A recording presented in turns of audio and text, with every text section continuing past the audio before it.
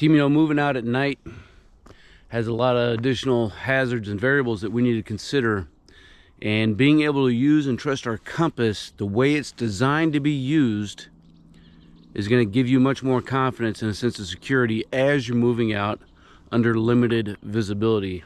In this video, I'm going to show you a couple techniques and principles that you can add in your kit bag, as well as how to depart friendly lines, whether you're moving out from a patrol base or another larger staging area. So from my patrol base, so if I need to move 45 degrees, I'm gonna just break open a small chem light. When I go to a line, you can trust your compass. Now I'm at 38 paces. And there's that chem light. And this is why the figure 4 technique is important. So let's get this going. If you are not confident in your ability to move during the daytime, you need to practice that. And if you need more confidence in that, then make sure you dig into my land navigation playlist for map reading, for how to use a protractor and plotting points, and as well as for how to use a compass, right? So one of the things that people first get when they're using the compass is how to preset their compass, right? Whether you're using a base plate you put in red in the shed, or whether you're using a Lensatic compass and you're aligning your tritium markers by turning your bezel ring. But what we often fail to put together into piece is that with a good compass, you're going to have clicks. Now with a Cammenga compass, every 3 degrees equals 1 click, okay? So you need to bear that in mind, especially under limited visibility. So if I need to move 45 degrees, I'm gonna turn 15 clicks counterclockwise, right? And this is what this looks like under limited visibility. If I needed to turn 90 degrees, then I would turn my bezel ring 30 clicks. If I needed to turn 135, I would turn it 45 clicks. To turn 180 degrees, it would be 60 clicks. And then you would just keep going. To turn 225, it would be 75 clicks. To turn 270, it would be 90. To turn 315, it would be 105. And to turn all the way back around again to 360 or 0, it would be 120 clicks counterclockwise. But anytime you're moving past 180, there's a trick that you can use, right? So instead of going that many clicks, I can go the opposite direction. So for example, if I needed to turn 315 degrees as opposed to turning 105 clicks counterclockwise, you could turn 15 clicks clockwise. To turn 270, it would be 30 clicks clockwise. To turn 225, it would be 45 clicks. So again, it's just some basic math that you have to do. You got to put some pen to paper and try to figure some of this stuff out. But it's a really good practical application to use during the day as well as at night. That way you can build up your confidence. Right, and so moving out from a friendly area, again, maybe it is a patrol base or a larger staging area, we're going to assume that my point of destination, my objective, is at 90 degrees. Right, but I don't want to move from my patrol base in the path of the direction for where I'm trying to go. And so what we're going to use is called a figure 4 technique. And what that means is basically instead of moving directly from our patrol base to our objective, we're going to work out from that patrol base out 100 meters and then conduct basically a figure 4. So if you're doing this during limited visibility, which is when you need to be moving, then you need to have some things that you can use, because you may not even be able to use red light. Does that make sense? Because if somebody is observing me, then they might be able to deduce what my destination is and what that objective is. So instead, what I'm going to do is, in this case, for demonstration purposes, I'm going to move at 0 or 360 degrees, because it's a lot more prevalent with the snow, which is why we're out here in it. But somebody who was observing your activity and what you're doing can easily follow and track your sign. And so this is another reason why we don't move off in the direction of our objective. We need to use some different techniques and principles, and that's why we're going to review this. So what we're going to do, first thing that we'll do is rotate and orient ourselves until our direction of travel is underneath the bearing or azimuth that we want to move, and then rotate our bezel ring until our tritium markers align. Right now, this way, if we happen to drift left or if we drift right, those two tritium markers won't be aligned up anymore. So if I just rotate back up until they're together, then I know that I'm moving off in the direction that we were intending to travel. And this is called dead reckoning using our compass. All right, so now that our compass is preset, we know that we're moving north. We're gonna move out 100 meters. Now, normally during the daytime, my pace count for 100 meters is 65 to 70 paces. Under limited visibility and through some of this terrain, I'm going to almost double it. I'm going to call it 100 paces for 100 meters. And that's going to be an important part, especially when it comes to some of the math that we're going to use here in a minute. So let's get this thing going. So 1, 2, 3, 4, 5, 6, 7, 8, 9, 10.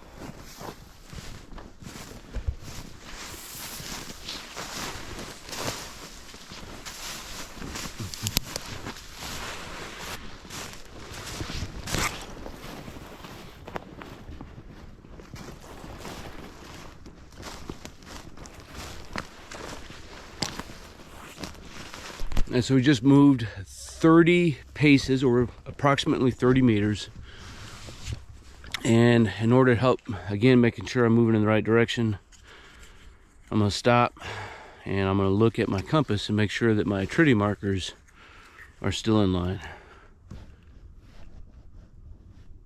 And looks like we are good to go. This is 31, 32, 33, 34,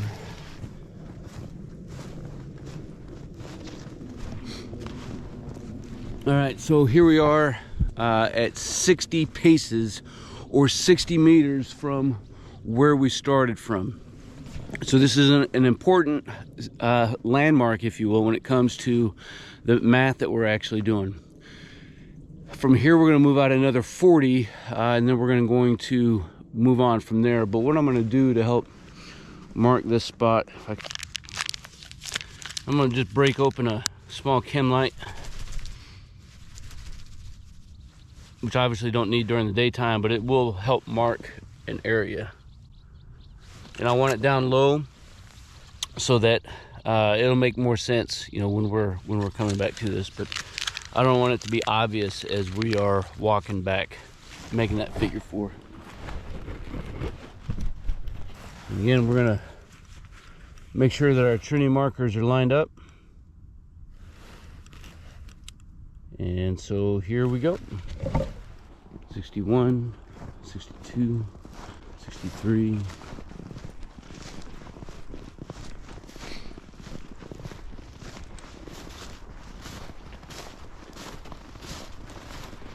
All right, so here we are at 100 paces, or in this case, we're going to call it 100 meters. And once you get out to this point, you need to stop and to conduct a short security halt.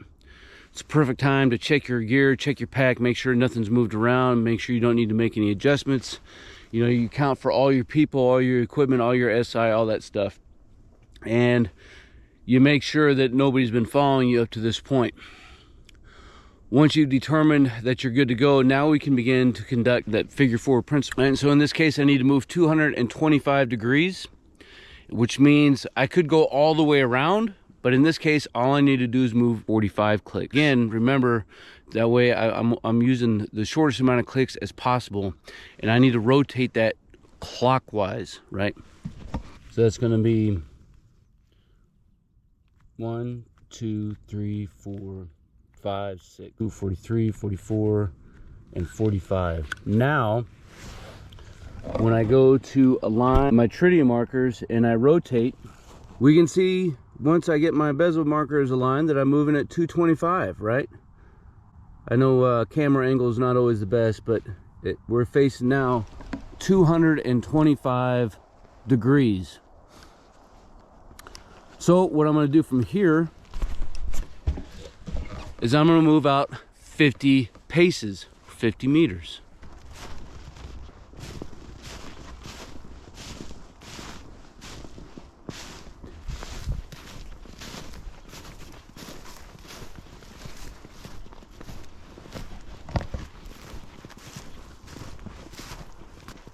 All right, so 50 paces, 50 meters. And now I need to turn and use an azimuth of 90 degrees.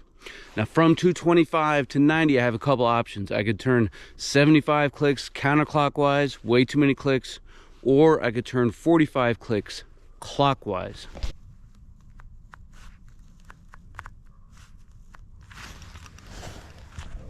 Now when I pick up and rotate until my bezel rings are back in line, we can see that we're facing 90 degrees, right? How badass is that? So now I'm going to move 40 paces or 40 meters at 90 degrees, and we should become pretty close to that chem light that we left on the ground. So we'll see how much how good our math is.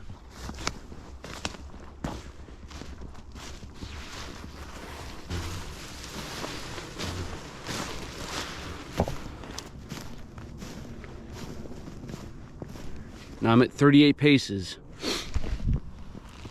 and there's that chem light. And this is why the figure 4 technique is important, because you're crossing back over your line of travel. So now what can I do from here? I can see if anybody was following my trail as I left that patrol base. If there were other markers, other ground signs, spoor, other tracks that were left, any kind of prints or stains, I can use this. You can see right where I stopped, right? So if I'd seen anything else that didn't add up or make sense, I would know that my security has been compromised and I need to take another course of action. Now I'm pretty stoked. I only had 2 more paces and I would have been, you know, just past that chem light. But I'm pretty stoked for myself in this own test of what we're doing here, to be able to be this close. So it kind of shows you a couple things, right? You can trust yourself, you can trust your compass. As long as you get out and you practice and you rehearse and you fine-tune those skills, those motor skills that you need. You can't learn and become proficient by just sitting on your couch, man. You got to get out, change some variables, get out in some rain, get out in some snow, get out in the cold, get out in the heat, and see what your metal's made of. So man, I hope you enjoyed the content of this video. If you did, make sure you leave some comments, right? Was this value added to your kit bag or not? Of course, make sure you like it and consider sharing this out with a friend or battle buddy as well. Until then, man, I appreciate each and every single one of y'all, the time that you've invested here. Until then, you stay out there, you keep grinding, and you stay stoked. What a good day. Let's get out of here.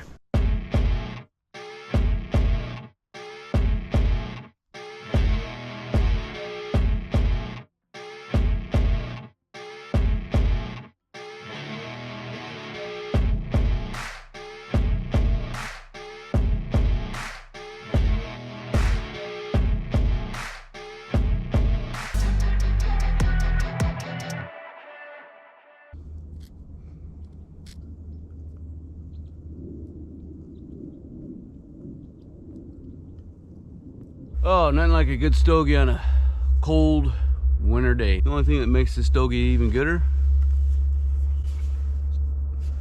tears of economy, fellas. I appreciate you guys. Oh yeah, come on. That's what I'm talking about.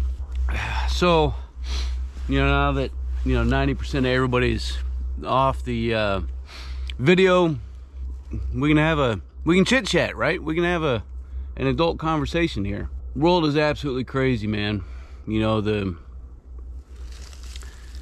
things that are feeding us, And the things that happen in our life and in the lives of those around us, you know, every day in my organization, because it's so large, man, I got a lot of stories that of life happening, from domestic violence to, you know, financial crisis, to sexual assault, sexual harassment, physical assault. You know, just, it's unfortunate that these stories happen. But if I learned anything over the years, it's that this kind of stuff is happening all around us, no matter what your organization is, no matter what your team is. The thing is do we have the situational awareness, and do we have the intestinal fortitude to do the right thing, to intervene, to act, to motivate, you know, to do whatever that needs to be done? But there are a lot of barriers that happen due to some outside influences that are beyond our control. I remember years ago, this is probably in 2010, 2011, I had a kid who told our platoon sergeant to bug off. And he walked off the job. He walked, like, who does that, right? But there's a lot of variables that were happening then in the situation. It's highly stressed, and so the platoon sergeant decided that the best thing to do, instead of trying to escalate the situation and make it worse for that individual, because the last thing he wanted was for him to not have thoughts of harming himself or somebody else, was to just let him go cool off, right? Give him a few minutes. Well, that few minutes turned into the rest of the day, and nobody could get in touch with the kid. And that rest of the day turned into the next morning. We're standing in PT formation, and this kid hadn't shown up yet. And so there's three of us who were bound and determined to go find this kid. He lived on post housing, so it was a regimental run, right? And so we left and said, we're gonna go find this kid. So we went to his house, and barrier one, you know, was the dude leaving and letting him go. Barrier two was when we left that PT formation, you know, we kind of caught some flack, but we knew deep down in our heart of hearts that there was something that was wrong. So we get to his house, we can't get in, we call the MPs, and the MPs were like, well, what do you want us to do? I was like, well, we want you to get your butts down here and get into this house and find this kid. And they weren't gonna come until we told them that we ourselves were gonna make entry. We were gonna break into this dude's house to check on him. They ended up showing up after we got in. Well, we made it upstairs to his room, and he's married. His wife and kids were gone back to the States, and he's sitting on his bed. And down in front of him is a helium bottle attached to a mask. And he tells us that about 30 minutes prior, he was already wearing the mask, and he was looking at a picture of his kids. He looked down at his dresser, and he saw that he had one last cigarette. And so he pulled the mask off, and he had a cigarette. That cigarette had made him, in combination with the helium that he was breathing in, had messed with him, and so he kind of passed out for a while. But he had woken back up by the time that we'd made it in, and he was going to put that mask back on and end his life. If those barriers had waited another 5 minutes, the story would have been different. We got AJ the help he needed that day.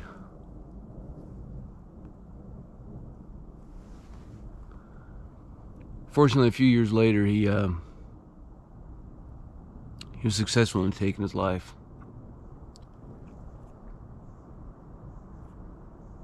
All around us, there are life stories that are happening. And you may or may not be in a position to actively do something about it or to make the decision, but I promise you, if you have barriers, push through them, because it's worth it. Although AJ didn't get the long-term help he needed, in that day, you know, we did what we could for him, and still kind of tough to deal with. I think about that kid every day, along with several others that I've lost. And I think again about all the other life actions that happen that aren't as traumatic, and what was done, what could have been done, what should have been done. And I think if we all stand together in our communities across the nation and across the world, where all you guys are coming from, that we can make a difference in one person. If that's all we've done, then it's been enough. Team, I appreciate you guys, man. I'm gonna finish the stogie, get on up out of here.